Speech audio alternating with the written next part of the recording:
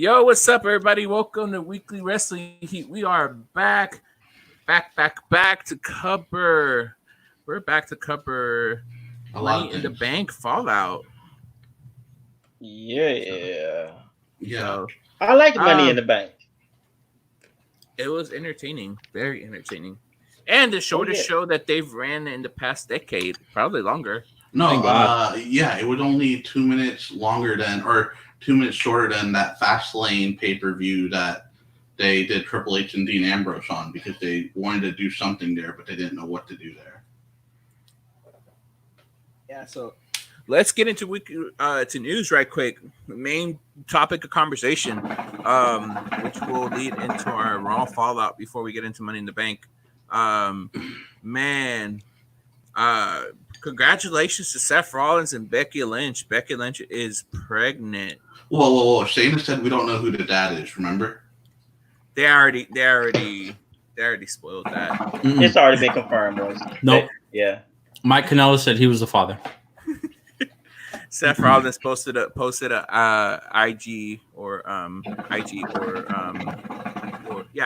and Twitter this afternoon confirming that it was indeed the father of that. But yeah, congratulations to Becky Lynch. Of course, she had to basically make it the title, which was a swerve kind of in a storyline that the person who won, which is Asuka, actually, instead of winning the contract, she actually won the the Raw Women's Championship.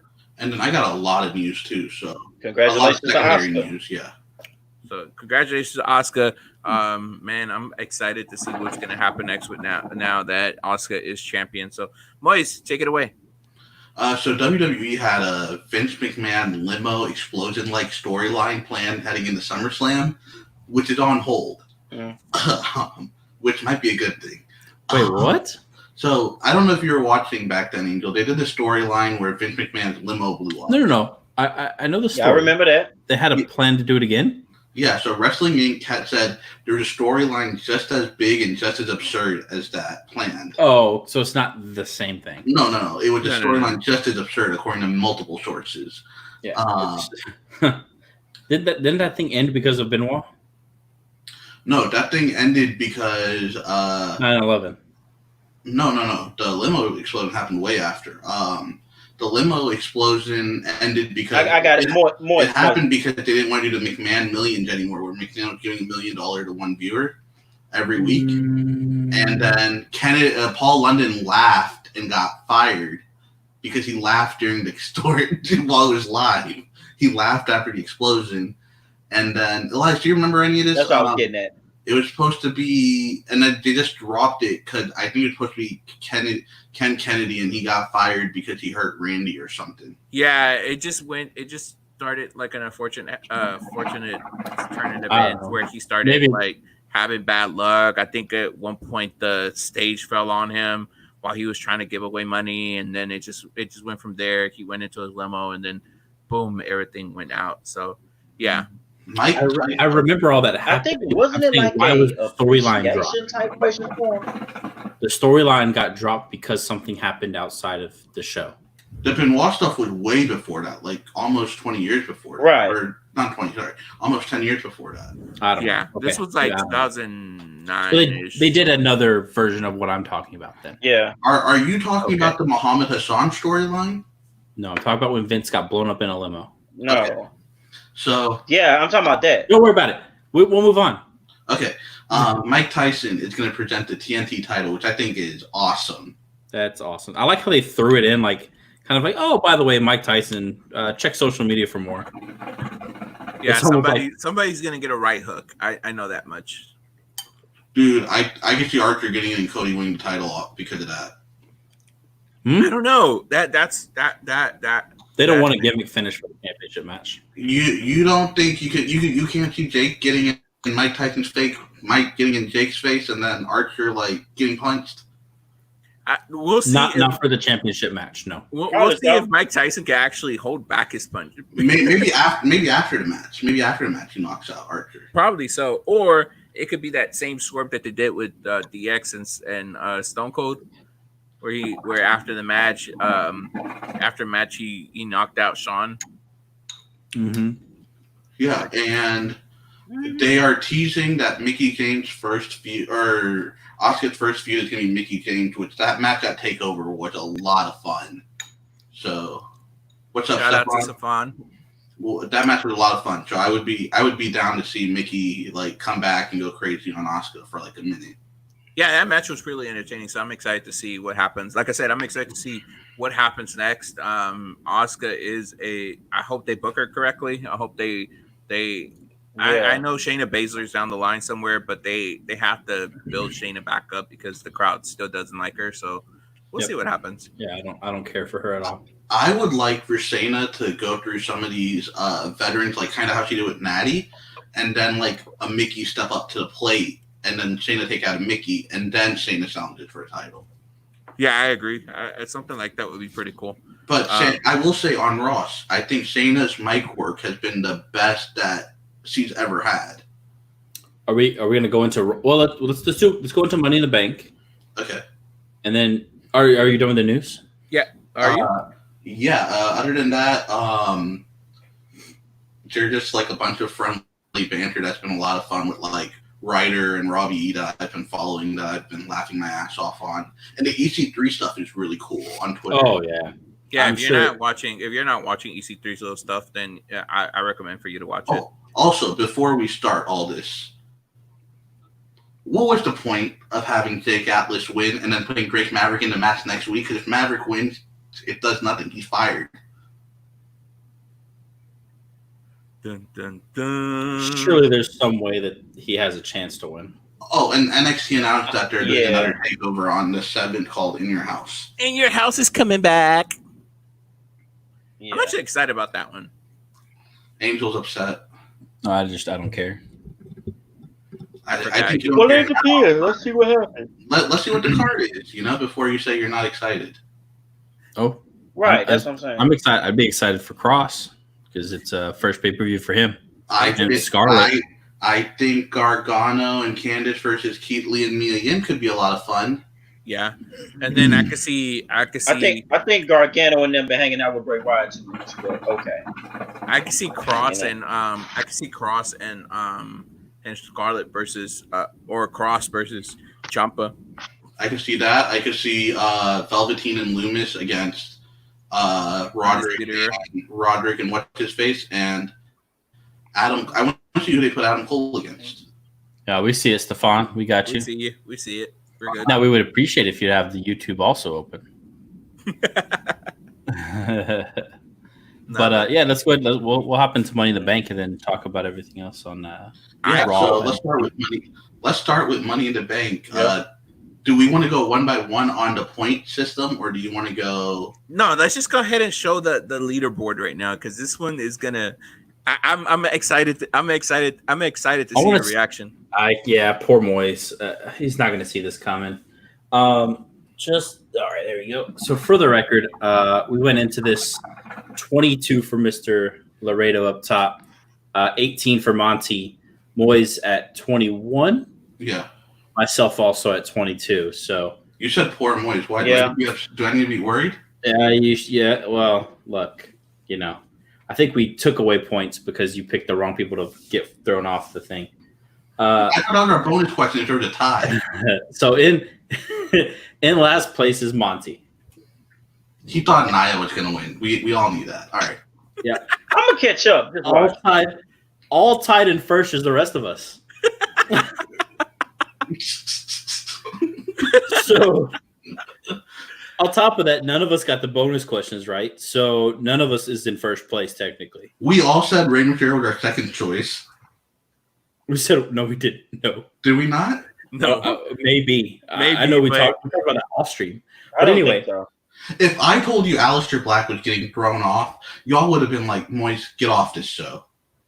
But you didn't say that. No, so. If I did say it, wouldn't it be absurd? Like, if that it makes no sense. Well, Ray, I guess makes sense. Supposedly, Dave Meltzer put out a tweet too before we get into Elijah's friend. Okay, that nobody should be worried that Ray is leaving. That supposedly there's been some talk that he actually is signed a secret contract or something to stay. Yeah, 2-year extension is what I thought I read.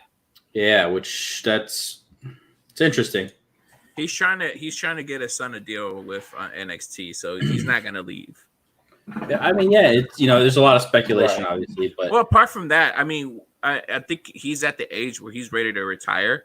So, like, if he does, he'll probably do like a couple. If he does if it is true and he did sign the extension, he'll probably sign to see his son get put on NXT and then probably have a match with him. It'll be cool. Like I don't know how many of y'all are basketball fans. But they're saying like LeBron last year is probably gonna be with Bronny. So it'd be really cool if Mysterio got a match or two with his son, Yeah. Well, I mean, they can do that anywhere. Mm-hmm. Yeah, but it means more in WWE, to be honest. Yeah, like we saw it with Bischoff. Remember Garrett Bischoff and Eric Bischoff and how that ended badly in Impact? Well, that's Impact. Dude, I still to this day think Garrett Bischoff was a missed opportunity for everyone. He was. He really was. He was fun in the ring. He had good solid work in the ring. So I don't know why they didn't know his career didn't go any further. Him and Briscoe's son had a look too. Briscoe's son had a good look. But yeah, we need to get into this because we got like 5 shows to cover. All right, so let's get into it. Kickoff show started with Jeff Hardy versus Cesaro. Can you move your thing, Moise? It's echoing. My mic? The hookah. Okay. Cool. Go ahead. I just didn't hear anything. All I said. I said Jeff Hardy versus Cesaro in the kickoff show. What was your thoughts on that match? It happened. I thought it was. I agree. Like we all knew what was going to happen, and we were right? Yeah. Yeah. I thought it was a decent match. Kind of showed that Hardy still has it in a sense. Yeah. His swanton looked good. What? He at least didn't just land all of his body on the guy. Yeah, he looks better coming back now as before he went on his break, quote unquote break. But also, let's be honest, right? Cesaro always helps whoever he's with look good. That's true too. So we'll see. We'll see it continue. I'm surprised Sheamus didn't pop up or anything. So we'll see what happens. All right. Sami Zayn got stripped of the IC title in news. Sorry. Oh yeah, that's that too. And there's a tournament for it. Yeah, we'll probably do a random show this weekend and talk about that. Mm-hmm. Yeah. So all right. Afterwards, we get the main card started with the New Day versus Miz Morrison versus Forgotten Sons versus Lucha House Party. Yes. This is where I tied it up, guys. If you are wondering. What? This is where I tied up the score. I was the only one that picked New Day. Yeah. That's all I wanted to say. Great match, fun match. Very fun match. That was a very interesting match. The Forgotten Sons look really. Forgotten Sons look really strong. Told you, they should have won. Damn it! As soon as I saw the guy get thrown out, I was like, "Uh oh, there goes my pick." Because they were looking. I was still scratching my head why the ref ejected Jackson Ryder since it was no DQ. And it's kind of weird. So Vince is apparently really high on this new thing where tag team wrestlers can't get involved on the outside. We'll talk about. Yeah, I got this one. We'll talk about that later because I got to figure how this goes. A legal man can't touch legal man. Legal man can't touch a legal man. It's like a whole bunch of situations. It's a lot that he laid down this week. So, all right. So next match. I will say just real quick, touching on it. There was a spot where, right where they were getting thrown out, where Lucha House Party did this full on 360 flipping around corkscrew dive out of the ring, and the announcer's just like, "All right, guys, and now what's happening is the New Day is going back into the ring." A lot of people crapped on Michael Cole's commentary on Sunday. It was during this match. I know for a fact it wasn't good. Even when he announced the winner of the Money in the Bank, it was so monotone, and they recorded. It was pre-recorded. Maybe his voiceover was live, but be excited, dude. You got Asuka, who was on an undefeated streak, and you can finally make her a big deal again. And then no one expected Otis to win, so be excited when you announce that. He's just, It just during that tag match, I think didn't like that part. I'm with. Yeah, That was I'm with okay. Angel on that point. I mean, my thing is, it already looked like it was pre-taped, number one. So the fact that Michael Cole came up, and plus, it's not like he was able to broadcast from the match anyway. I mean, which it didn't matter, but I think you're right. I agree with you. I think Michael Cole is getting to the point where we might need to get Tom Phillips on play-by-play again. Well, so it was SmackDown. So like, I wonder if they're gonna go back to Jey Uso being a commentator like he was on Main Event for a little bit. You know, when he was doing he did like brothers out. Yeah, he did a couple of SmackDown Chris. So maybe they'll put Jay back on commentary. But yeah, what was the second match, Elias? Next match was R-Truth versus Bobby Lashley, which is originally supposed to be MVP. And Bobby Lashley came out, told MVP to take a break, take the date night off. It was a comedy segment. I liked it. I liked R-Truth, how he was like talking and just like it's a slap. Dude, when R-Truth was like, I'm gonna take the day off too. What happened? Yeah, I'll probably take the day off also. Yeah, so it was an entertaining segment. Then the next one, but I have a question though. I got a question though, Elias. Elias, I have a question. So Bobby Lashley told MVP to take the night off. Now my next question is simple. Where's Lana? I have no idea. He told her to stay away for that point. Yeah. They kind of followed up with it on Raw. Yeah, I think they're starting to end the relationship between Lana and Bobby Lashley. I don't think people liked it, and I think it's just dead. So I think separating them is the best thing for Bobby Lashley. I like how they're starting to build him up back to be the beast that he was. If Lana being off TV means more TikToks from Lana, I am all for it. Me too. I would be interested to see if she could go on a singles run and actually do something because she's improved. That's all I've been saying. She's improved in the ring. She's better than Eva Marie. I can tell you that much. I enjoyed Eva Marie in NXT. That's when she got better. So they're like, So all right, so there's not much to say about this match. Yeah, Lashley came out, destroyed R-Truth. A lot of comedy leading up to it, but yeah, we all knew whoever R-Truth was facing, we all predicted the other guy. So yeah, so then we go into the SmackDown Women's Championship, Bayley versus Tamina. This match was weird. That's a good way to put it. It was there. I'm tired of Bayley winning with like roll-ups.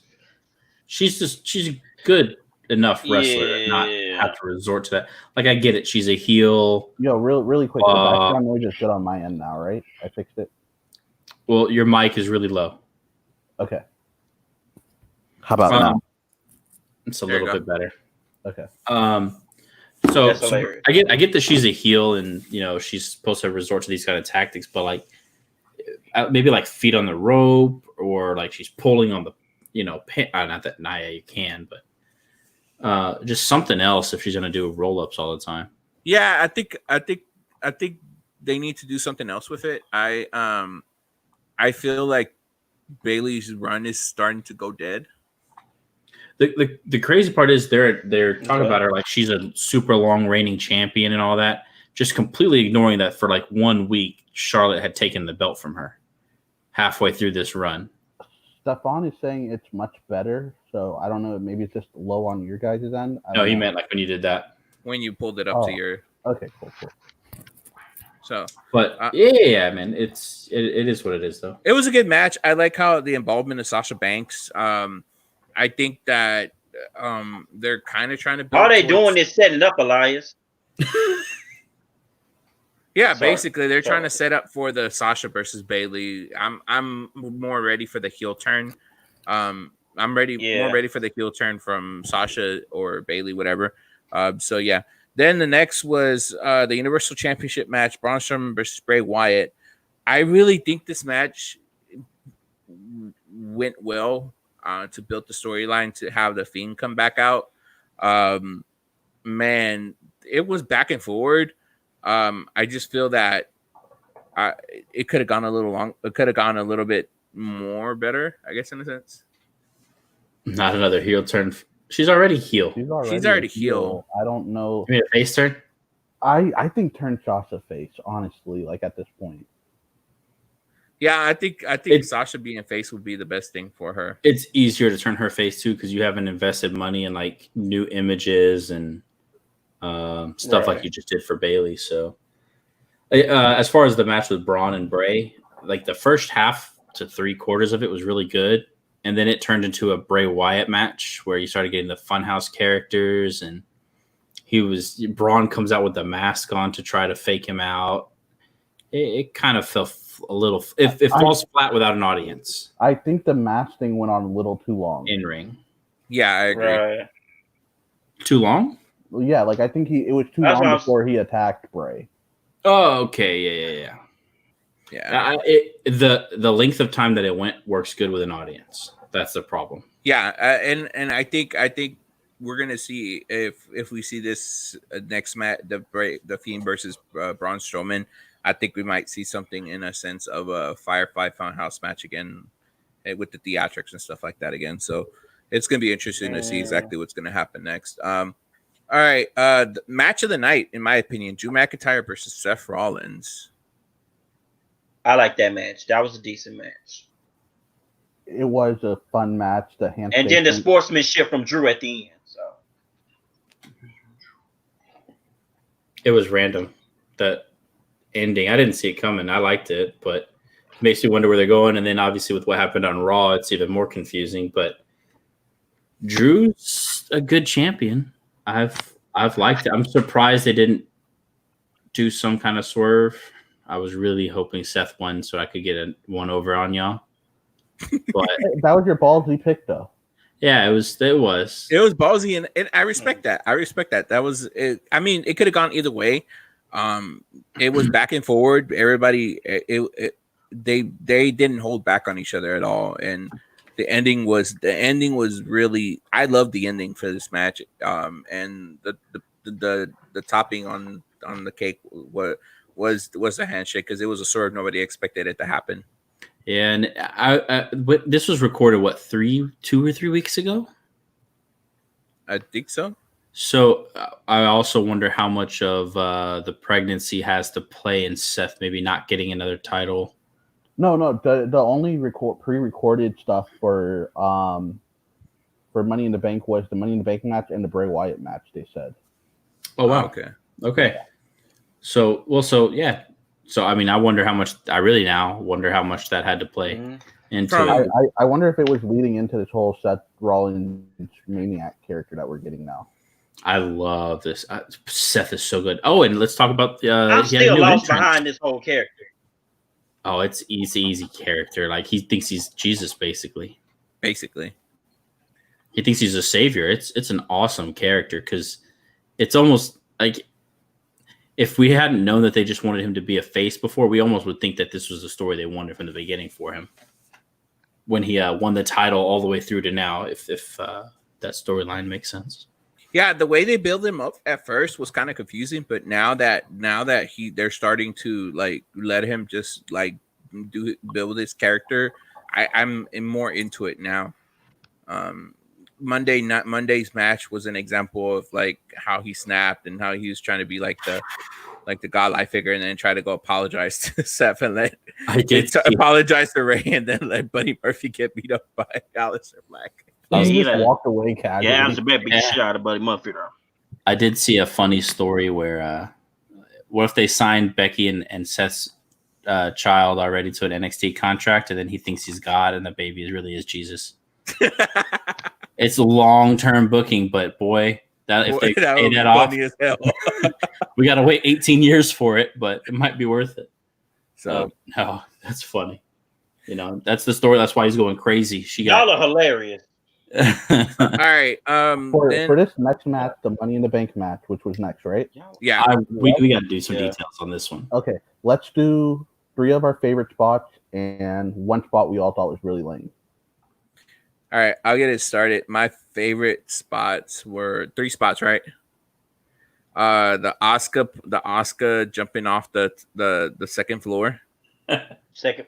The food fight. The food fight. Dana Brooks' reaction was made the segment that particular part. She still had the frame on her. Yeah, and then before that, with Dana Brooke, the whole segment when she thought she had won the Money in the Bank, and Stephanie came in was like, "No, you got to go to the roof." And then Carmella put her poster of her through Dana Brooke. Those were, I have more, but the one that I think we all thought the Doink spot was lame. That's all. That's what we're all gonna agree with, right? Which one? Yeah, the doink spot. Yeah, I thought that was the one I thought I hated was the restroom one. Oh, with Bruce Pritchard. Bruce Pritchard. Yeah. Congratulations, guy. You got on. May I? But yeah, go ahead, Kriston. All right. Okay, my 3 favorite spots. The one where AJ Styles was locked in the room with the iron in the casket of the Undertaker. That was one. The second one with AJ Styles and with him and Daniel Bryan going into Vince McMahon's office. And the third one, okay. Not the part where Dwight the Clown was, but when he had tied up in the ropes, and Otis was like, well, Daniel Bryan's kicking, Otis was like, yes.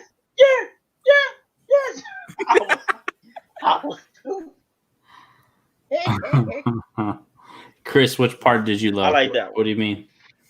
Which part did you think was lame? Montgomery? Which part I think was lame? Okay. The last one I think was lame was... I can't really think of one that was actually lame, though. If I had to think about it... That's okay. Some people really enjoyed it. Enjoyed all the way through. To be honest with... That's what I'm saying. To be honest with you, it wasn't really much I really didn't like about that match.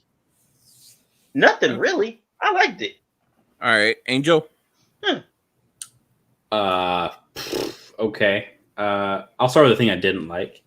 I don't like how when they got to the roof, how quick it was. You wish it was more of a match on the roof? Yeah. I mean, I get why some of the people weren't there, but it just went a little quick. And also how Asuka, the part where Asuka and Baron Corbin started fighting at the top of the ladder was because Baron could have took the men's and Asuka could have took the women's, and they'd both be happy. Yeah, I just didn't get. I don't think they understand what happened there either. So, oh well. But as far as good, Jesus. All right, what did you enjoy? Otis. Everything he did in this, I laughed every time. Oh yeah. Oh yeah, and walking in, yeah. Oh yeah, we're here, guys. His face when he grabbed that turkey leg or something like that from Paul Heyman's little thing, Paul's face when he's like, "I am Paul," and then just the food fight. It was Chris Delgadillo said he agrees with you. The match on the roof was too rushed. Yeah. AJ Styles, everything he did, the Vince McMahon little cameo was great as well. So I'll let you go ahead, Moise. Yeah. You don't want to put the chairs where they are. Oh yeah, they have to.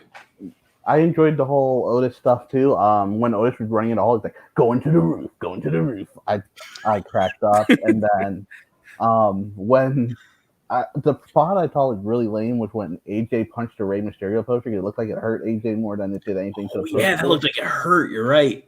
I forgot about that. I really enjoyed the Baron Corbin breaking the mirror, because if it leads to like a bad luck Corbin, I will be all for that. Like a bad luck King.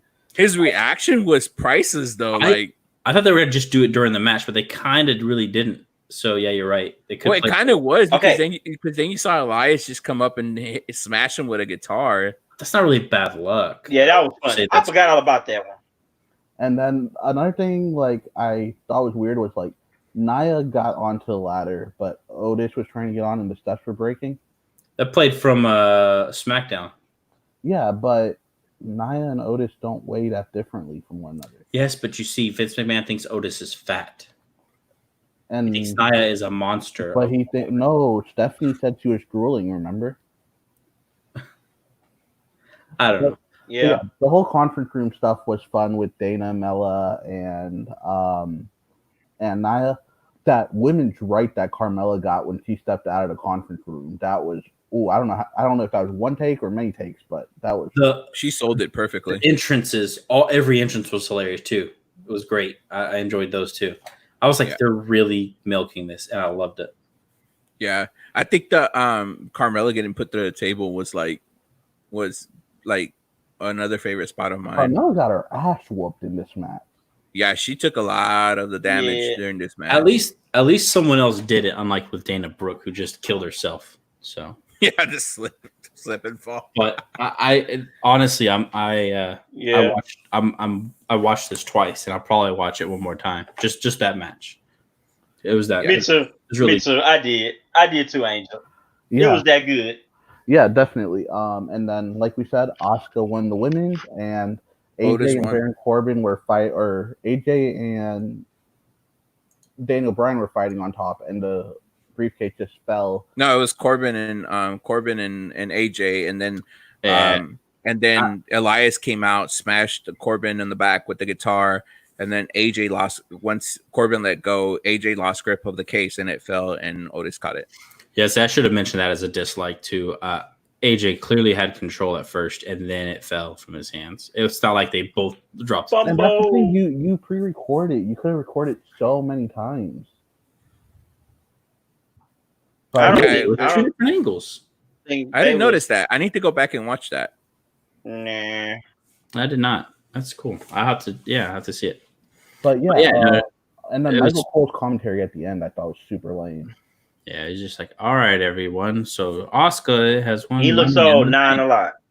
Yeah, I don't think he. I think they need to replace him for a couple of weeks. Just to, I wonder if it was that or if it was the whole because they had to plug the Taker documentary too. Because Corey sounded really excited about the Taker documentary after. So yeah. I wonder if that played part in it. That could have probably played part in it. Honestly, I think it was just the simple fact that they wasn't live. That's all. Honestly. Maybe.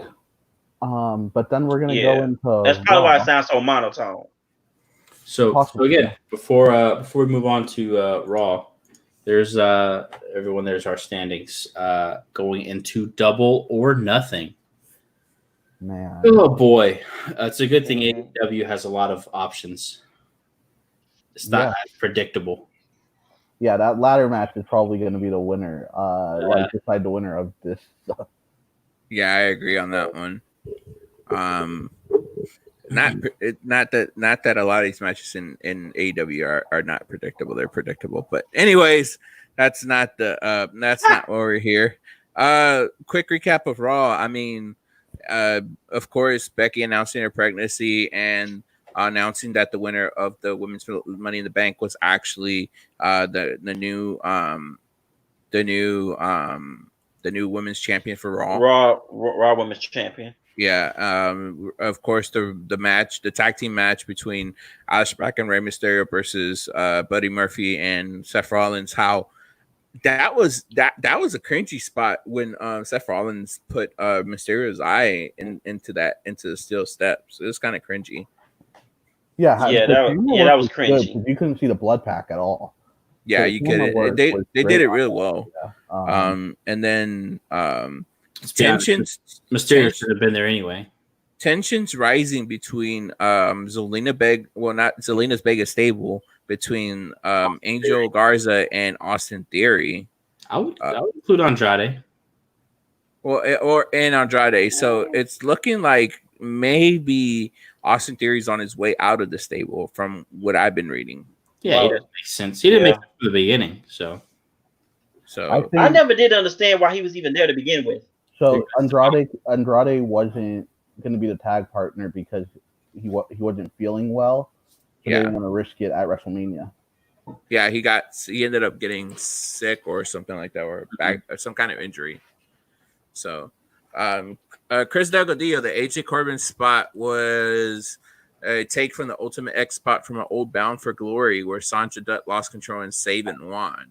I remember when Sanjay was doing the whole Guru of Love thing with SoCal Val and Jay Lethal. Yes. I'll say the only thing I've ever looked at from Ultimate X was when that thing kept falling, and they just kept having to put it back up. The little strap or whatever it was that kept falling. Ultimate X has some great matches. Yeah, like if you're ever bored, go down that rabbit hole. Yeah. So then anything else notable? Oh, Randy Orton Edge. Randy Orton challenged Edge for a 1-on-1 match. Why? Why? What is the point? Here's the thing. From everything I'm reading, like I think the audience is whatever about it, but all the analysts love this. No, they don't. Yeah, like they're saying it's backwards. Dave Meltzer does not count. Dave Meltzer and Brian Alvarez do not count. I know Bubba and Dave loved it on Busted Open. I know Tommy liked it. I know their producer on Busted Open liked it. I know what the Wrestling Inc. crew is pretty okay with it too. It makes no sense. It doesn't matter. It's backwards booking. Hold on, Angel. Thank you. Right there. Stop right there, Morris. I thought we were going to go into like you're absolutely right because reunion or something. Thank you, Angel. My thing is this though: how do you go from last man standing match to a regular 1-on-1 match? Well, think about it. Honestly, that's backwards. No, it's not. Think about it. It's backwards booking, like Moise was saying. If you think about it from a booking perspective, everything that Randy said on Raw was right. Edge has not had a one-on-one singles match in over 9 years. So for them to actually for Randy Orton to challenge Edge on a one-on-one match without no stipulations, because the only reason that he won was because it was a no holds bar, and basically he got Randy Orton how he concerted him. It was the same thing that happened to him. So the main thing is basically he's saying you don't have it. You know, I challenge you to one-on-one match to prove that you still don't have it. So it kind of builds up to try to make sure to basically proving that Edge still has the in-ring talent without having to result to a gimmick match. No, it's backwards thinking. Okay, and that's fine. And then, this is what I'm saying. If this is what you're saying, Elias, is true, cool. Why Randy Orton? Why not? Because they already finished. Okay, you can't do this with anybody else. Thank you. That's all I'm saying. Okay, Christian, who would you put in there? There's no point. Who would you put in there then? Tell me, name one superstar that can actually work, that will be able to work as good as Randy Orton works in the ring. AJ still has a storyline with the Undertaker. Okay, you'd rather see that? Undertaker's not. I got one. I got one on TV. I think they're building that up till SummerSlam, so that's why. Cool. We'd have SummerSlam if Undertaker is available. Okay. If Edge is going over, you don't want AJ to lose before facing Taker. That too. He's not even supposed to be back yet. Doesn't matter. Okay. Well, if that's the case, then let's try this. It's Edge, right? Okay. Alistair. Let's try Matt Hardy then. Matt Hardy is not in WWE anymore. You mean Jeff? And that's also no, Matt. Sorry, Jeff. Jeff. Damn it, Monty. We're trying to prove a point, and you're just getting this all wrong. Well, actually, not a superstar got allowed to come by invitation. Oh, that's true. Jesus Christ! You know what I would have liked to see, and You tried it, Elias. You tried it. Hey, you're welcome, Monty. But thank you. One thing I will say, like one thing I wanted to see, if they weren't doing the Sheamus and Jeff Hardy stuff, because I'm kind of interested in that. I think Sheamus and Edge could be a lot of fun. Sheamus too. Oh, speaking of which, WWE reintroduced the crossover, which is the basic thing that they did last year. I'll say real quick, that was my favorite. Not the announcement. That was my favorite part of the show. Drew coming out and just lighting up those guys. Just Claymore after Claymore, and then fighting Andrade. They have real good chemistry too.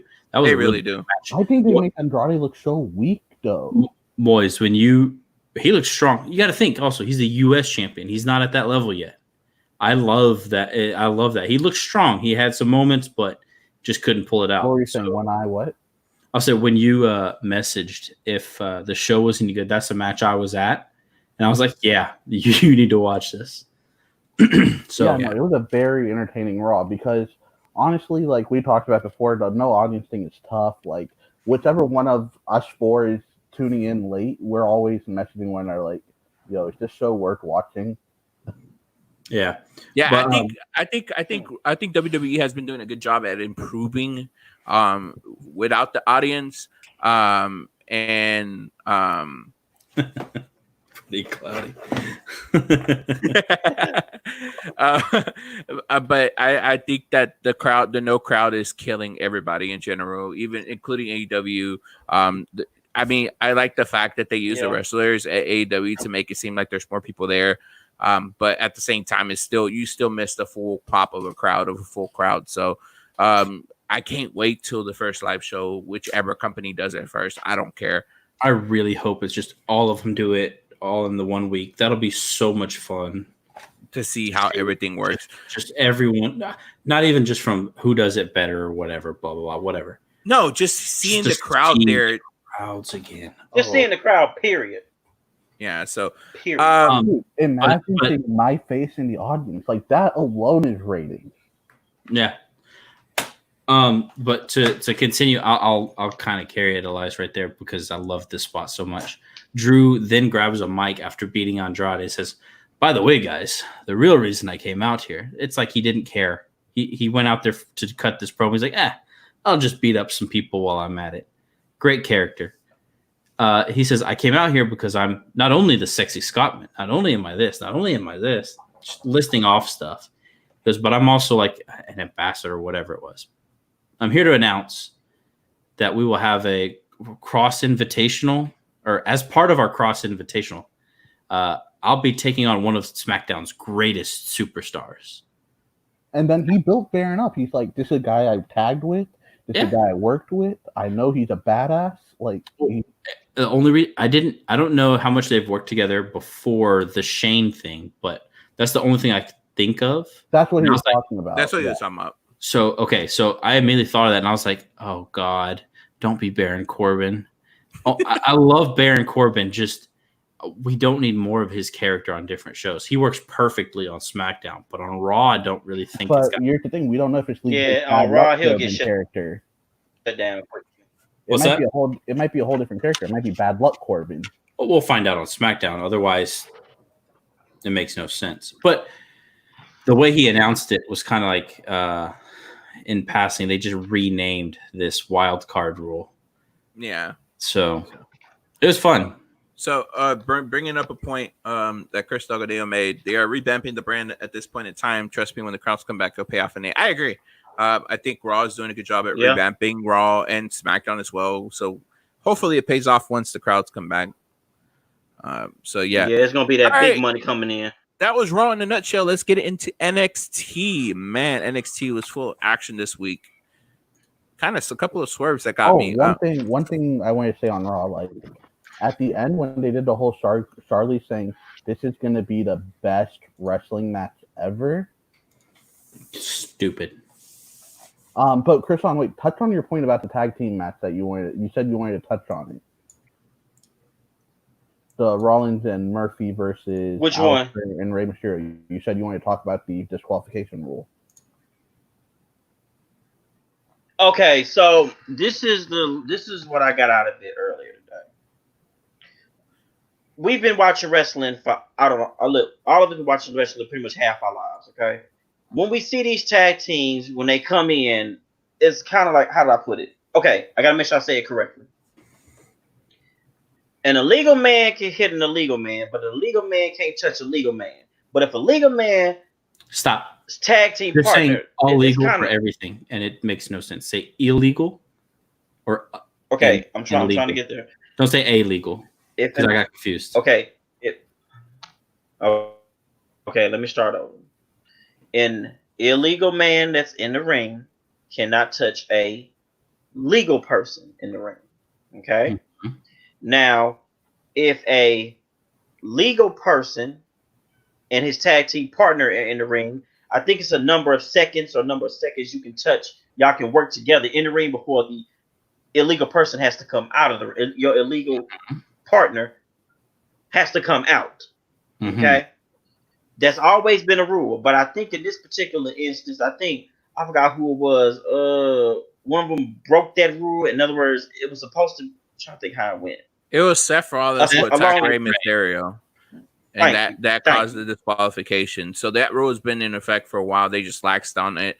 I think Vince is really trying to push that rule back again, the 5 count rule, which Chris took a deal. So right.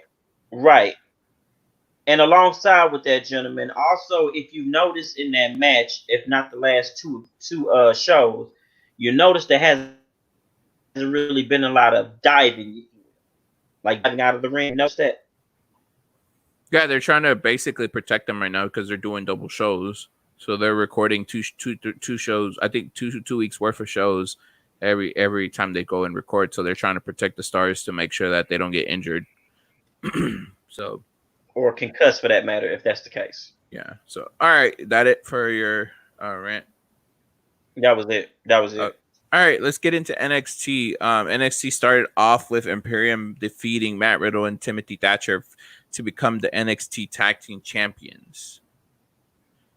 I thought that match itself was nice. Afterwards, how Matt Riddle's antics cost him the title, and how Thatcher just responded to the whole thing was a nice build to whatever's going to happen next between them, and it'll be more interesting to see. I knew that was going to happen afterwards, to see once the Bruiserweight comes back, to see how he reacts towards the whole story. I did not like them breaking this team up this early. I did not like it happen. I did not like it leading to Thatcher losing. I'm the only way I'm okay with this is Thatcher wins that In Your House. Yeah, against Riddle.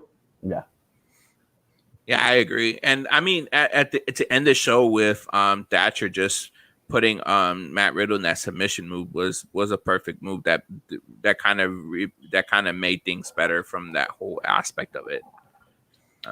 Isn't that Thatcher's finisher is wait, sorry.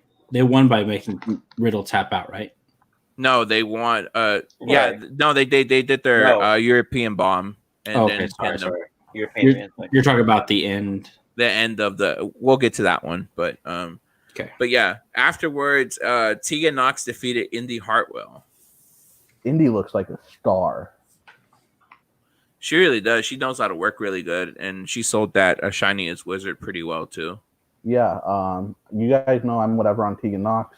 WWE, please push Indy Hartwell over Tegan Nox because I don't care for Tegan Nox. She came from another promotion. Indy? Yeah. He was a really I think she came from Shine. No pun intended. You see what I did there? What? Angel, last time I did. Okay, I said she came from the Indies. Get it? Indy Hartwell came from the Indies. Ha ha ha. I get the joke. Good. So yeah, good match overall. Then we get to Jake Atlas defeating Tony Nese in the Cruiserweight Group A match. Stupid. Put the rant on. Okay. You have this great storyline going. Everyone wants to see Drake Maverick. You know, we're all excited for Drake Maverick and Kushida. Drake's going to keep his job. Hell yeah. I'm so excited. Then you're doing a stupid round robin tournament, and you have Nese lose, which Nese went going 0-3 is already stupid because he's the only one who's held that title in that tournament. Second of all, now that Atlas won, it doesn't matter if Drake wins next week. That's so. So at least if you could have had Atlas lose, because Atlas isn't winning the whole tournament on that side regardless, you could at least had some anticipation for next week's match with Kushida and Drake. Yeah, I agree. I think they kind of booked themselves into a corner with that particular situation, because what happens now? Like, I mean, well, the only thing that could happen, Kushida beat Jake Atlas, right? Yes.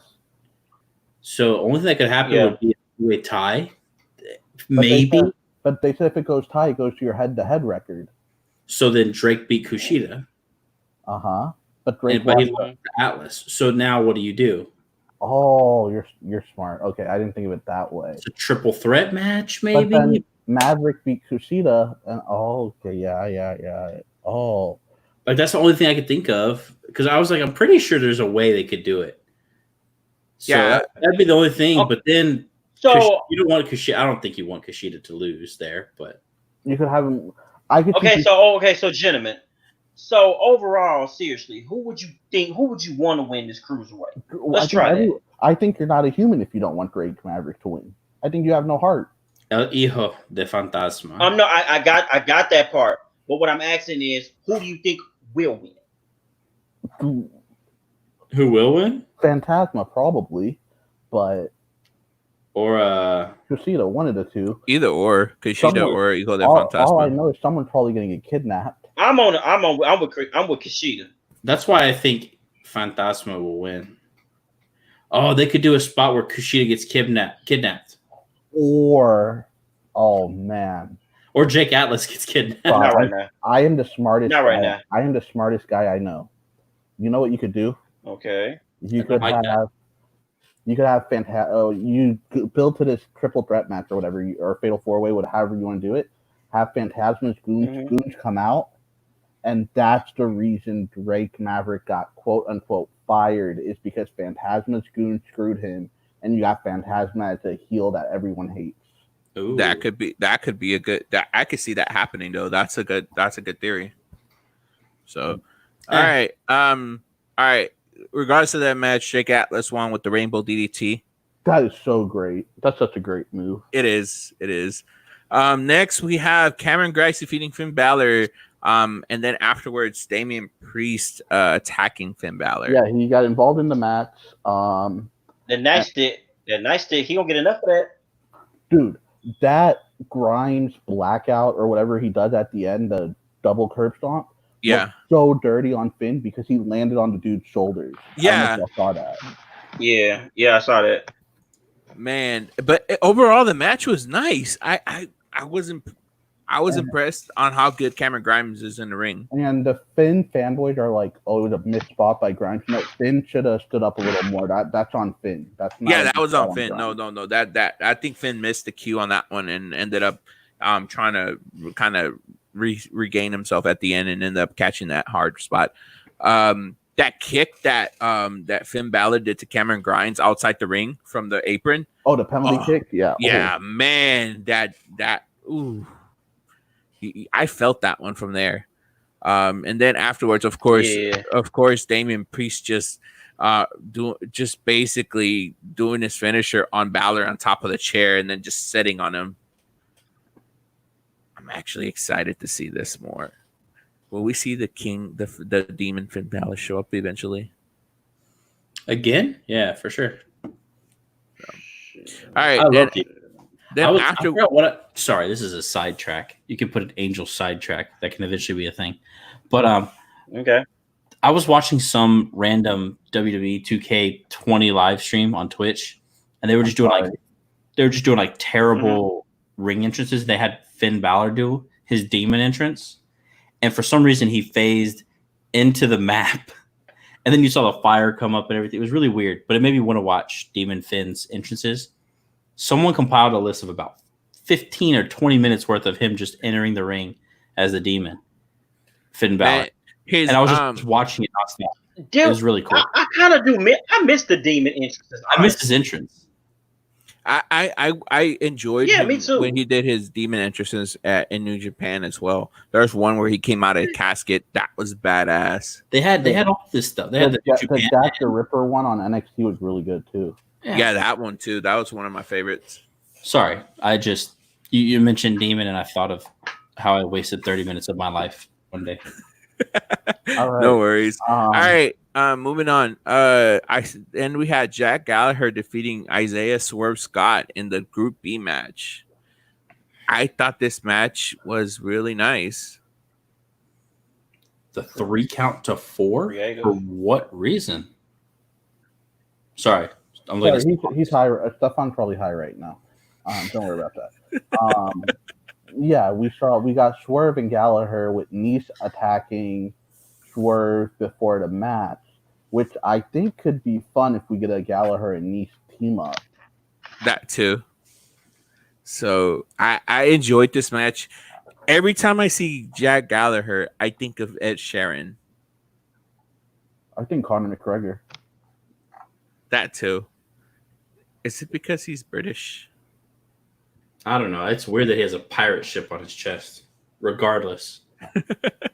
It's so stupid. Maybe he'll join the Viking Raiders. That's the worst tattoo in wrestling. How did we not talk about the basketball game?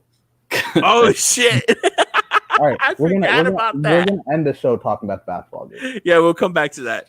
All right, Kaden Carter versus Aaliyah. Aaliyah basically is trying to, I guess they're trying to build up to Aaliyah joining Robert Stone's brand.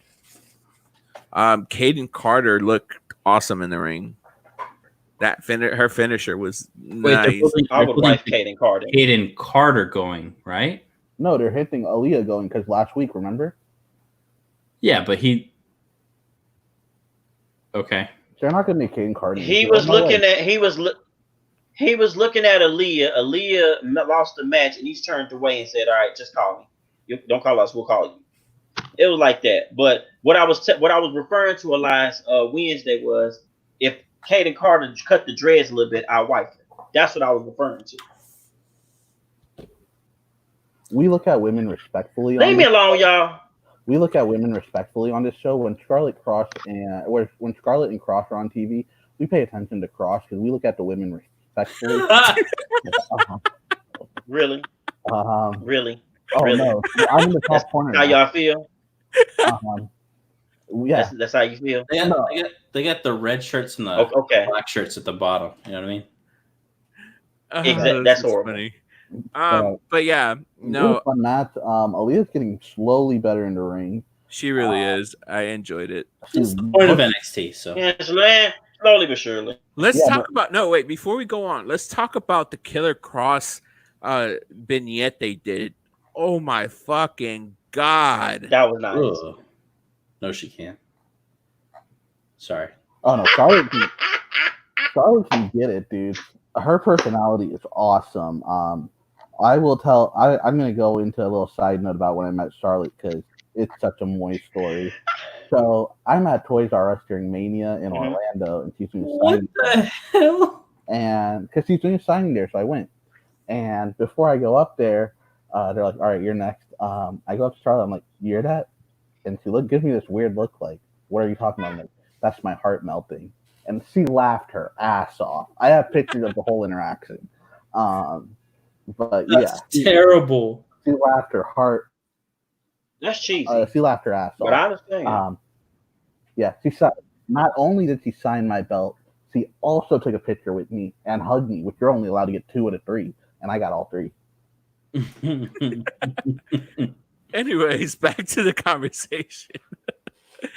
The vignette that they did with Killer Cross and Scarlett, again, I love what they're doing with this duo. Wait, hold on. Did you have to buy the belt at Toys R Us? Did you buy the belt, or did you have your own personal one? So you to get the autograph, you had to buy something from Toys R Us. Okay. I was wondering. Okay. So I always went in NXT. Yeah, that's how they usually go with autographs, stuff like that. So I have an NXT belt signed by Charlotte, Sasha Banks, and The Big Show. Nice. So no. I love what they're doing with Killer Cross and Scarlett. I enjoyed that vignette that they did. It was perfect. TikTok. So yeah. But anyways, last match of the night was Matt Riddle versus Timothy Thatcher. Of course, Matt Riddle won on a roll up. And then afterwards, Timothy Thatcher got unleashed and put him in the Fujiwara armbar. And that's how the show ended. Overall thoughts, I thought wrestling-wise, NXT was pretty nice, entertaining as well. Any other thoughts, guys, before we move on to AEW? Wednesday night's just night to watch wrestling. It is. Let's go into AEW. That part I agree with. Yo, put Stefan's comment on the screen, please. Angel, you reading this comment? Angel, can you read the comment out loud, please? Elias's mic is off.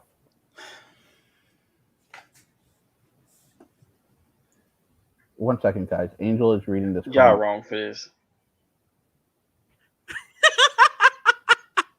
All right. Okay.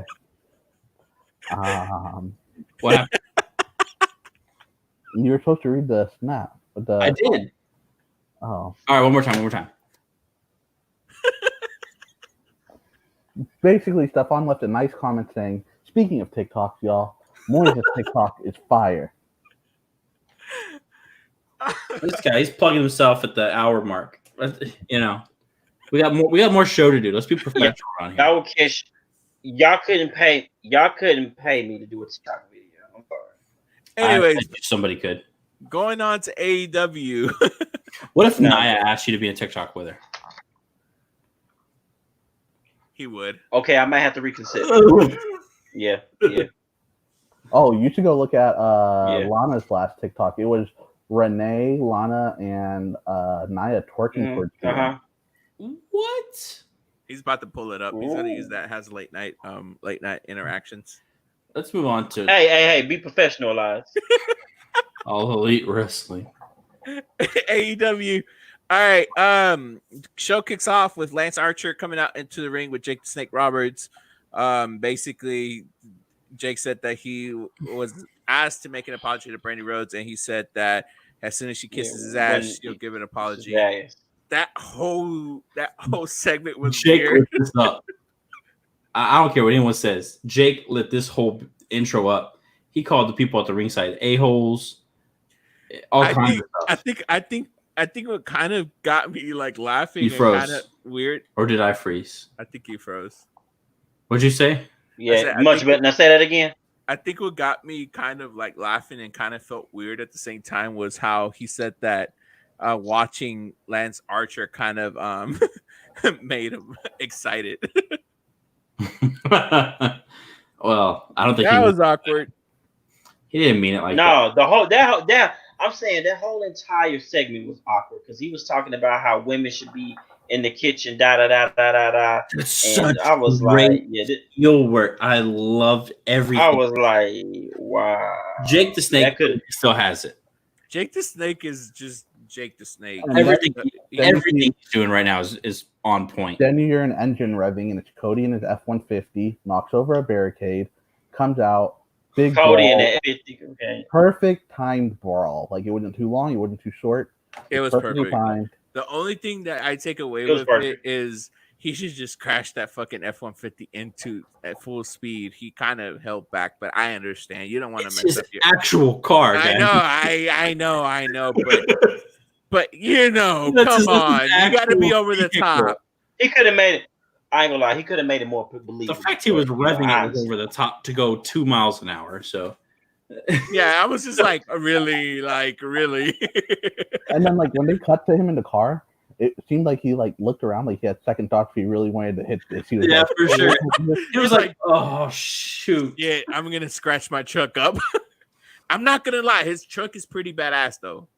I do love his truck. It's a custom truck, supposedly, or something. It is.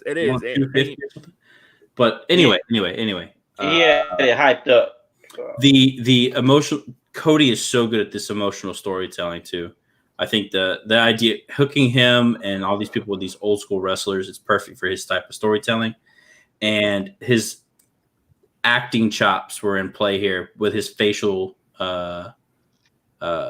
emotions showing on his face while JR is on commentary saying this is because of what he did to his wife.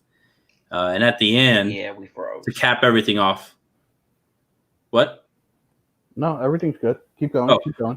At the end, for Jake to say basically be pulling Lance back for seemingly no reason, JR perfectly times. By the way, guys, there's no reason to fight now. You're not going to get paid if you get him now. There's at least a reasoning behind it a little bit to pull him away, which is cool. I just love the whole opening segment. No, that was. I'll put it like this, and I stated this in another forum. I was like, for wrestling, NXT won the wrestling this week. For as far as entertainment value, AEW won it because it was a very entertainment segment. It delivered on the emotion. It delivered on the storyline. Built up the storyline even more. So I enjoyed it. Then we go to Jungle Boy, Jurassic Express versus the Best Friends with Orange Cassidy. Mm-hmm. I wish there was no interference because I was so happy for this match, and then I didn't like how it ended. Yeah, it's weird, right? Like what I really hated, what really ticked me off, was they showed the whole tag team promo before, building these teams up, making them look like badasses, and then the finish was just. Yeah, I think that's what they kind of dropped the ball. I mean, it fits into what they're trying to build the storyline to, but at the same time, it's still the finishing. I wish there would have been a definite finish to this match instead of interference from Wardlow. Is it that y'all don't like the Wardlow match being clean, or y'all don't like? I wish they had more. Don't know who would have won. No, I wish there was more in ring time given to the talents. Yeah, because all four of those guys can go. It's a pretty long match, I would say. It could have had a commercial break. It's probably about 10 minutes. Yeah, I don't know. Maybe it's because I did want to see them go all out, like those two teams, that you could build a tag team contender. Then Yeah, I really wanted to see a clean finish to this match because I get the sideline storyline with MJF and Jungle Boy, and but Phoenix. at the same time, and Orange Cassidy. Yeah, so it's like I really wanted to see this match end because it was a good paced match. It was nice. I really enjoyed it, and for it to end the way it ended, it was just like, eh. Well, they did announce after this match that because Jurassic Express won, them and Best Friends are having Best Friends and Private Party are having a pre-show match. That's what it was. The number one contender. Yeah, that's what it was. Well, that's interesting then.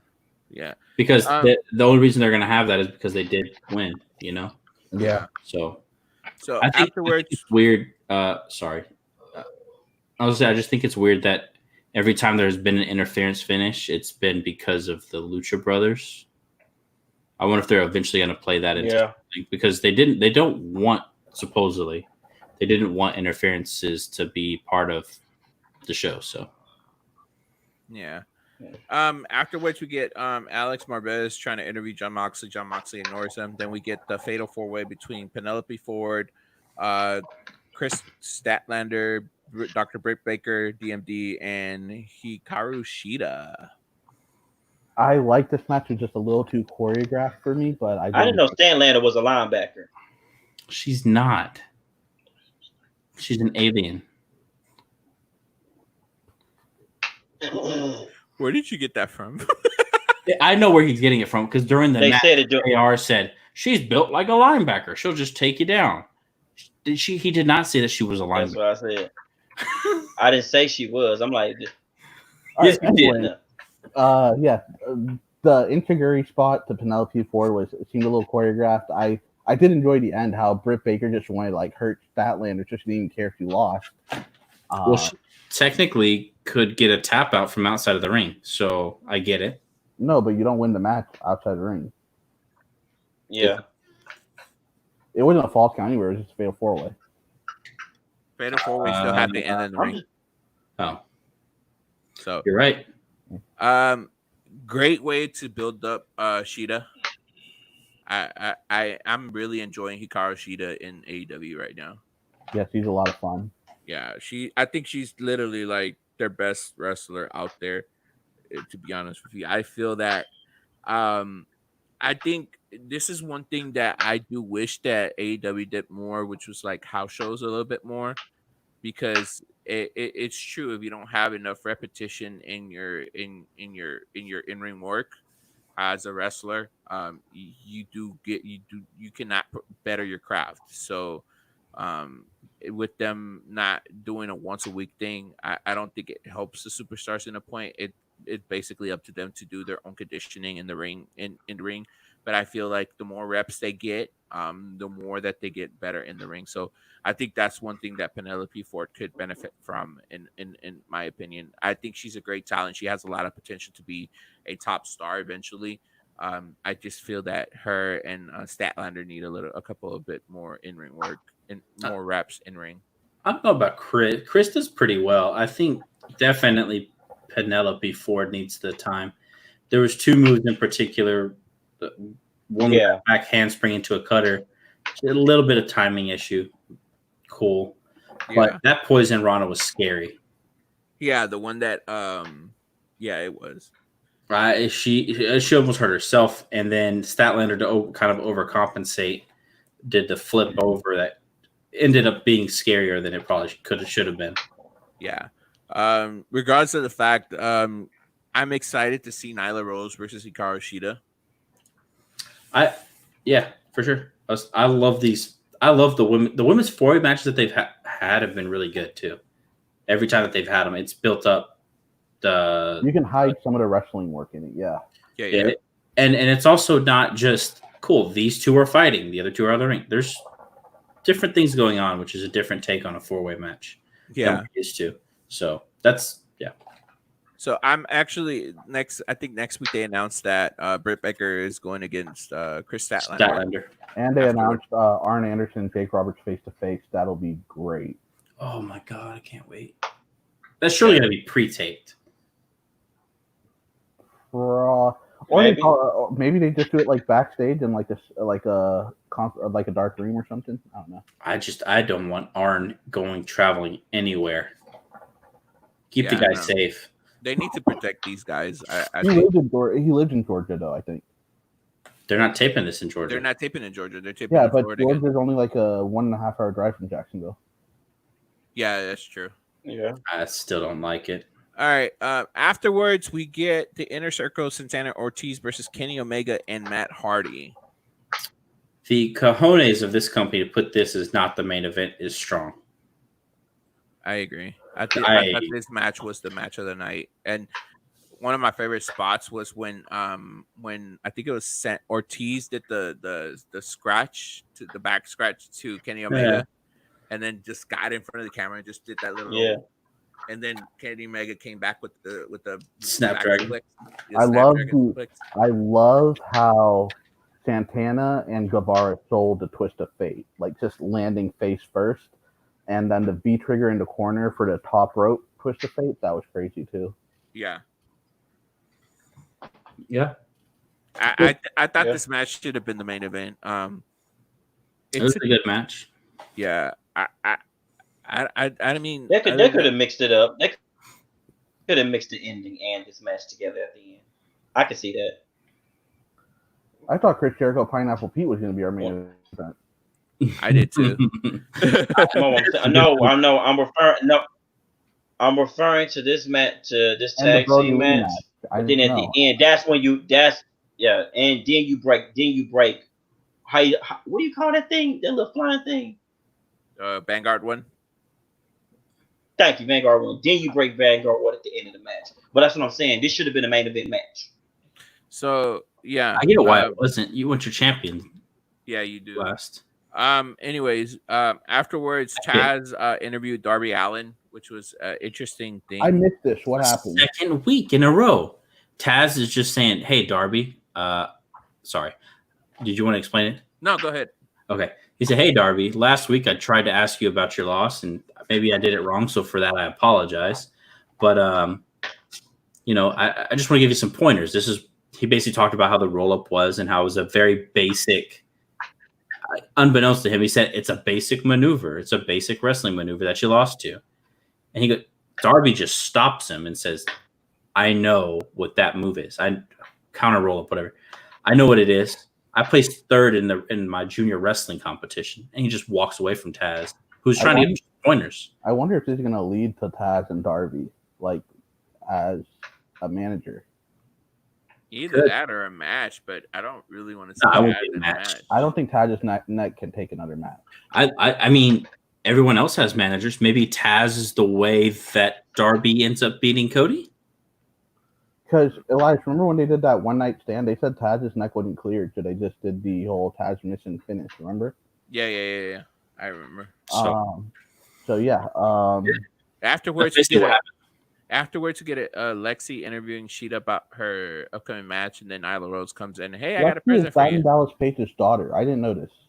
I told you that a month and a half ago. Because I said, hey, you know who she is, right? Because you said they had a really attractive young woman.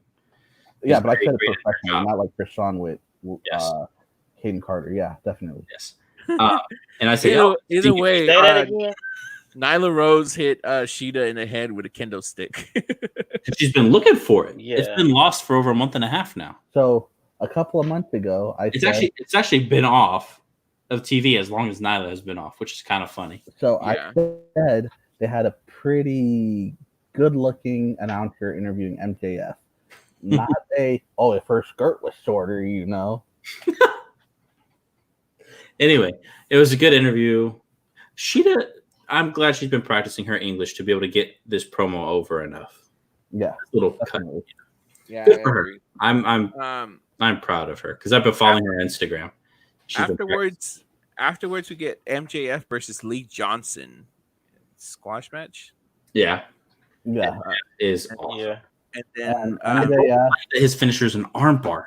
He needs something else. MJF saying the whole, "Yo, you're supposed to face someone next week, Marco Stunt. I signed my name there, like he's some big shot wrestler." It's so good. It was so funny. It's so funny. I love MJF. So all right, afterwards, Pineapple Pete versus Late Champion. I love this. We have to bring up the promo package that Pineapple. I like the whole purple light in the room. Pineapple Pete saying, I forgot what the exact line was, but he was like, "You throw insults, I throw hands," or something along those lines. And I was like, okay. I was like, oh. Yeah, he said, for years I've been known as Shug D or Sudge D, whatever the heck his name is. It took me 16 years. Jericho never cared about any of that, which is kind of ironic that Jericho probably follows a lot of indie stuff. But he says, but as soon as Jericho called me Pineapple Pete, people know me now. And then it started the party music. He goes, and I'm not complaining. It's good. It was really good. And I love the whole Jericho wearing the Pineapple Pete shirt, putting him over that much more. Yeah. And then the smack at the beginning of the match, it seemed like Jericho just slapped the fuck out of me. Oh, yeah. Jericho probably told him before match, hit me as hard as you can. Mm-hmm. I'm trying to help you here. Yeah, basically. Like, he probably knew they didn't have that time, so he was like, yo, yeah. It was impressive. I hope they sign him. I really hope they do sign him. I don't. It'd be an entertaining character. They need something like that. No, I don't like him. I don't know. His actual. Just because you don't like him doesn't mean that the rest of the audience doesn't. His actual in-ring work, I think. Actually, no. I take that back. AEW marks usually agree on the same thing. So. Anyway, it was perfect. Yeah, like Joey Janela is great, but you don't see it. So the match was perfectly timed. Jericho knew what he was doing all along, even though he let the other guy get an offense. He was just waiting for him. He was trying to figure out how quickly he moves from side to side to hit a Judas effect, and it looked good. It looked good. Yep. Then Vanguard 1 comes out. Jericho That's after the Inner Circle announced they were going to do a stadium brawl match with. Oh, halfway through him announcing we're going to have the first ever stadium stampede. Halfway through, you see Ortiz and Santana starting to push Shug D out. He was still knocked out halfway through this promo. It was so funny. Yeah, just to see them pushing him off. What the fuck is a stadium stampede? Yeah, I didn't understand. I think they're just going to brawl at the Jacksonville Jaguar Stadium. It's a boneyard match. All right. It's the same thing, yeah. I think it'll be very fun with the cinematic stuff. Oh no, I'm lost on that one. It's a way for them to fight in a big super arena that they're not taking advantage of right now in Jacksonville. I guess. The guy lives there. It's his backyard. Tony Khan. Vanguard 1 comes out. Jericho says, "Oh, so I offered you a spot in the Inner Circle, but now we have our 6th member, Floyd. Yeah, Floyd the baseball bat. Yeah, and just broke Vanguard 1. Matt Hardy comes out and cries, basically, and Jim Ross says, "That's like Matt Hardy's son." Yeah. I didn't like JR. I was like, as weird as that might sound, it's like, Yeah, but you don't gotta say it. Dude, JR is so lost on this whole Matt Hardy thing because even when Matt Hardy came out, he's like, which Matt Hardy is this? And he's like, oh, it's Damascus. He was lost. He said, I don't think Matt knows who he is right now. That's the point. He doesn't know. The one line I loved was when he was like, whose blood is in Matt Hardy's mouth right now? Because Matt Hardy started to match fighting both members of LAX. Yeah, he had bit the guy at the beginning.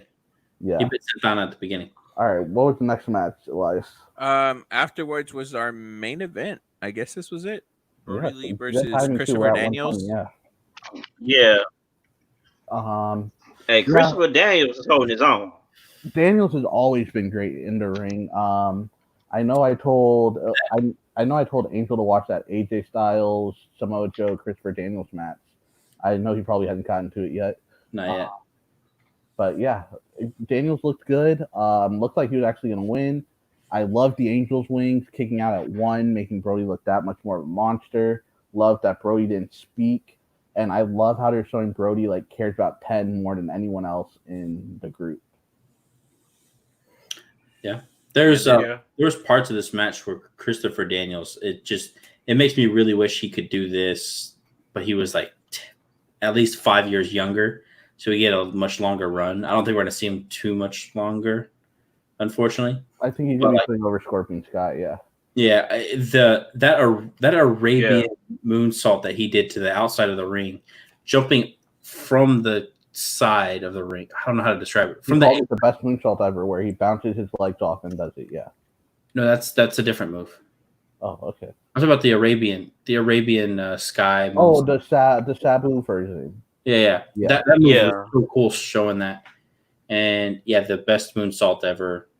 The other move that he does. I think Brody needs a new finisher. Like, I think that clothesline looks vicious, but I would like for him to have something else. Yeah, they're trying to find a way to make it a presentable move because he's done it 3 different ways now, and it's just not working. I agree. It's not a finish. It's not. I don't know, but I also. I mean, they got to do something rather than that clothesline from hell. But yeah. I'll say, well, that's also because he was running against the ropes that helped with the clothesline from hell. But as far as the storyline goes, this one definitely got lost in the shuffle because this actually is deserving of a main event spot in its own way because of Daniel's teasing that there is no exalted one. You know, we kind of forgot about that. That was almost 2 months ago now, if y'all remember. So this actually deserved to be a main event match, but it didn't. It got lost basically. Yeah, and I mean afterwards was kind of like the icing on the cake where when Jon Moxley came down and stormed the ring, Brody Lee and 10 ran away, and he just beat the crap out of all the little minions. So, I mean, I'm not excited. I honestly, I am not excited for this match from Jon Moxley and Brody Lee. I like the build-up idea. I think everyone agrees though that it's too early for it. It is. Yeah. Like I said last week, this match can do one or two things. It could help one, or it could kill both. It could hurt the credibility of Jon Moxley's reign, or it could make the Dark Order seem like pointless. So there has to be some kind of swerve that's going to happen in this match. Something has to happen. And also next week we're getting 10. Yeah, I was more excited about the whole inner circle situation than actually this. What? Which inner circle? He's more excited for the inner circle elite stuff than this. Well, that's people we care more about. That might be the main event, honestly, on Double or Nothing. They're too old. Cody's too old school to let that happen. I don't know. You got a whole stadium compared to a ring. I mean, you put the main event. You put the main event last week. You put the main event last week has that hardcore match, that Falls Count Anywhere match. But there was no title, world title stuff to go off of. You know what could happen is Moxley and Brody could just like end up knocking each other out. Whoever wins that ladder match can cash in right there and win. I don't think they're trying to do it like a Money in the Bank thing. I think they're trying to say whoever wins gets winner gets a title shot whenever they want. That's a title shot. I don't think it. I think it's like whenever you want, like you can ask for it at a random time. I'm assuming you're right. It could be different, but I don't know. But it was overall it was a really good show. It's weird. I heard people saying that this wasn't one of their best shows. I really actually kind of liked it from a story and progression standpoint. The people saying it wasn't one of their best shows are the people that are looking at ratings. So, maybe. I mean, even then, the ratings were still up. They still did well. Yeah, I'm just saying because like it's good to look at the ratings, but sometimes the ratings don't even matter anymore. Yeah, definitely. What did you think of it? I agree. I think I'm just saying that because a lot of websites make the headline, "Oh, AEW got their lowest rating ever" or whatever, But I don't think that matters either. I don't care about ratings. I really stopped looking at ratings because a lot of the time it's like the ratings are consistent for both products. So you don't get under 600,000, 600K. It's not like SmackDown and Raw where it's like fluctuating. Yeah, it's not in free fall. Yeah. Yeah, but even then, they don't. Not to mention both, right? Sorry, continue, Lars. I said it doesn't really matter either way because each one is SmackDown and Raw are still doing pretty good on the rating scale. Social media, if you really want to be real about it, I think the thing that determines a lot will come down. If you really want to go off on what exactly is social media interaction is the social media interaction. So I have this thing here from Nielsen that says social media content ratings from the last week. Raw came in number 4, NXT came in number 5, SmackDown came in number 7, and AEW came in number 10. It does matter. Well, no, I'm just saying, like, there's a lot of ways you can measure, like, who's watching, who's not watching, what's going on, and as far as Nielsen doesn't count for DVR numbers or commercial break. Not in the initially, not in the initial ones. So, and the reason for that, or any or more, it's even streaming service for that matter. I don't think that would count either. Yeah, it's a separate. However, it's being watched. It's a separate rating. Yeah, right. But it matters from the standpoint of how these other companies are making their money and how much the actual deals end up being worth. Did AEW seem like it was really short on commercial breaks to y'all? Because I felt like the commercial breaks. Nah, it was kind of weird. Yeah, they did focus more on the in-ring action this week than previous weeks. So, but I mean, regardless of the fact, going back to the point, ratings really don't matter as much as Meltzer and Brian Alvarez trying to make it seem. It does. Oh my God! Yes, it does matter.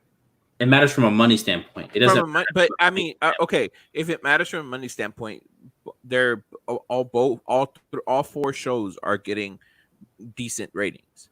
Just because not when they're guaranteeing Fox double where they're at. Think about the current situation right now. A lot of people are not interacting on TV as much as you think. Right. The point still remains though that's what Fox in the end will be looking at down the road. Fox kept them on their prime time lineup for next year. Yes, but it still matters. Like at the end of the day, if they're gonna have to take some of the money to pay the people, the advertisers, that's coming out of WWE's pocket at the end of the year, basically. Yeah, guys, ratings talks are boring. They don't give us ratings. So let's talk about the basketball segment on Raw. Going back to that, and let's try to wrap this up quick because we're already at an hour 30. So the basketball stuff I thought was a lot of fun. Basically, it's just the Street Profits balling out, and then at the end where Eric and Ivar are like, start dunking. We let you win, and they're like, okay. And this guy's hitting like half court hook shots and stuff. And then just does the dunk, and the Street Profits are looking at each other like, damn, they could really ball. And people crap on Byron, but when Byron was like the Scandinavian Steph Curry, I laughed my ass off. Yeah, that was a funny line. This was Vince trying to find a way. How can we put sports on TV again? Yeah, basically. It was a good segment. It was a good segment. That's some good shit. That's some good shit right there. Get those Street Profit guys to do it. I'm liking this whole thing, what they're doing with Street Profits and the Viking Raiders, to be honest with you. I was about to ask, those Viking Raiders are just on a totally different tangent all of a sudden, though. That's not their gimmick. It was not what they are. It seems like it was kind of what they pitched for the revival, like this comedy tag team that could be serious. Yes. But, yeah. Yeah, but I think it worked. I think the way that Eric and Ibot are, because I mean I know Rayro, and he's a pretty funny guy outside the ring. So I think it fits into their characters, and it for them to be able to flip the switch and go to that mode that they go into, beast mode. I think I like it either way. It's entertaining, and I mean that's pretty much all I can say on that one. So, all right. But yeah, either way, thank you for joining us on today's show. I want to thank everybody for joining us. Please let us know down below exactly on the comments if you want to see what you thought about Raw, what you thought about AEW, what you thought about NXT, what you thought about Money in the Bank, and of course follow us on our social media pages here. Weekly Wrestling Heat on Facebook, Weekly Wrestling Heat on Instagram, and follow us on our Twitter at _Wrestling Heat. Of course, follow us on our social media pages. Average Wrestling Fan. Monty, what's your Monty Darnell 87. Moise? At Moise891. New Twitter content, new TikTok content up. And follow me at I am Mr. Laredo on Instagram and on Twitter. Yeah, we'll be back next week. Actually, wait, wouldn't we be doing Double or Nothing predictions next week? Or would that be the week after? It's the week after. It's May 20. Oh, you're right.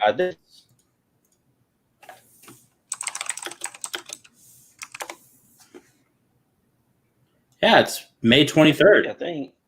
Oh, so it's next week. Holy crap. Yeah, next week. So next week's show will be Double or Nothing predictions. Dang it. I'm getting off for work early that day. Which will also be the end of our contest to see who actually wins this season's this season. We'll make this next week the end. Well, the show after will be the end of season 1 of Weekly Wrestling Heat. We'll start season 2 of Weekly Wrestling Heat after we do the Double or Nothing Fallout. Okay. I will be doing a live watch along on YouTube. If obviously all these guys, one of them might show up, so we'll see. I might. So yeah, either way, follow us on our social media handles and join us next week as we come back to another episode of Weekly Wrestling Heat, and we cover Double or Nothing predictions and cover all weekly action of WWE, Raw, NXT, and AEW Dynamite. So from anybody else before we leave, anything else? No, Chris just got on, but who? Chris Fernandez. Chris Fernandez, welcome to the show. You made it a little late, but we're here, man. So either way, from Who Could Wrestle Podcast, Weekly Wrestling Heat, Average Wrestle Fan, Monty Donnell, whatever his last things in, and Moise H, blah blah blah. We are out. Peace. Yeah, Seth does. Peace. Hasta luego. Seth working stiff. Wait, are we off yet, or are we on? No. Let's answer this question. I remember that. Hey, yo, let's answer this question that Thank you, Chris L, for that. You want to read that? I remember that. How does it feel, Becky? How does it feel that Becky's the second Irish champ to be stripped due to Seth Becky's? God damn it! First it was Finn Balor, then Becky. Got it. Chris, we're gonna have you on the show one day. Oh man, that was funny. That was comical. All right, y'all. We are officially out. Peace.